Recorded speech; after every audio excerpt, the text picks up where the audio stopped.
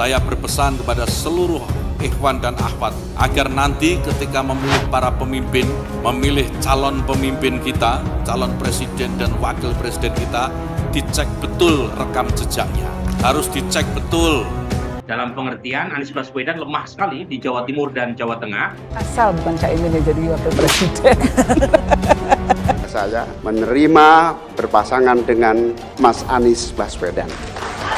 Susah, ya bagi kami susah. Cuma masalahnya adalah kalau yang dipinang oleh Anies Baswedan sebagai cawapres adalah Muhaimin Iskandar, data-data survei menunjukkan tidak seluruh anggota atau konstituen PKB memilih Muhaimin Iskandar. Jadi semuanya kan karena ego semata, ego politik menghalalkan segala macam cara. Nggak kaget sih kita. Perjuangan yang saya tempuh bersama PKB ini sesuai dengan harapan dan cita-cita, maka mudahkanlah dan lancarkanlah. Membuat Anies Baswedan berlayar di 2024. Apalagi kalau kita lihat statement PKS yang relatif tidak mempersoalkan bergabungnya PKB. Kalau PKB sekarang bukan PKB Gus Dur, ini PKB Caimin. Bukan PKB Gus Dur, ini PKB Caimin. Jadi beda, PKB-nya sudah beda. Apa yang diperjuangkan juga sudah berbeda. Saya ini betul-betul kalau berhasil itu memang produk Gus Dur. Kalau berhasil itu memang produk Gus Dur. Gus Dur pendiri partai, orang yang dikatakan oleh Caimin sebagai guru politiknya, malah dikudeta, apalagi rakyat. Malah dikudeta, apalagi rakyat. Susah kan mau milih pemimpin seperti itu nanti?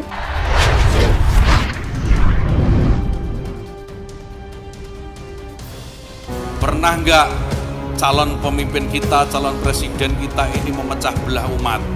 Kalau punya jejak pernah memecah belah umat, jangan dipilih. Muslimin, saya merasa bersyukur siang hari ini bisa bersama-sama dan insya Allah perjalanan mendaki kita daki sama-sama hingga sampai di puncak nanti. Insya Allah, Mas Anies dan saya untuk semua kekuatan bangsa. Insya Allah, saya dan PKB siap mengawal Mas Anies untuk melanjutkan cita-cita. PKB juga memiliki sejarah panjang. PKB sekarang, PKB-nya itu yang diambil Muhaimin Iskandar dicuri.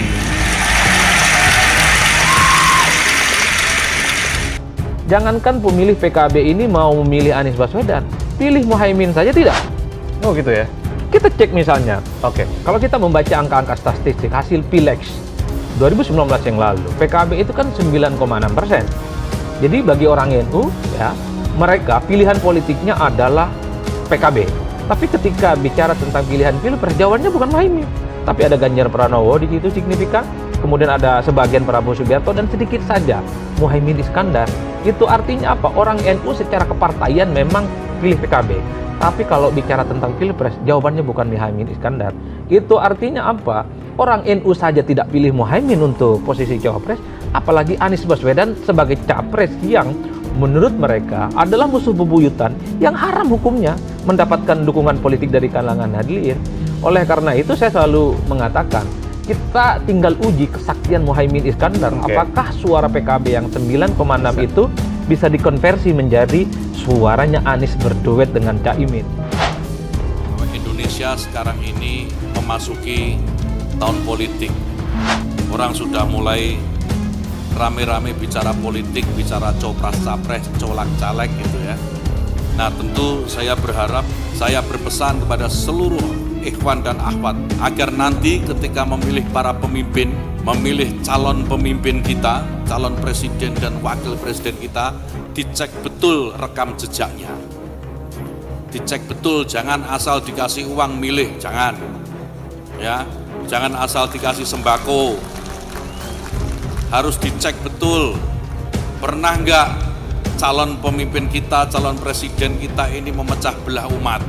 Kalau punya jejak pernah memecah belah umat, jangan dipilih.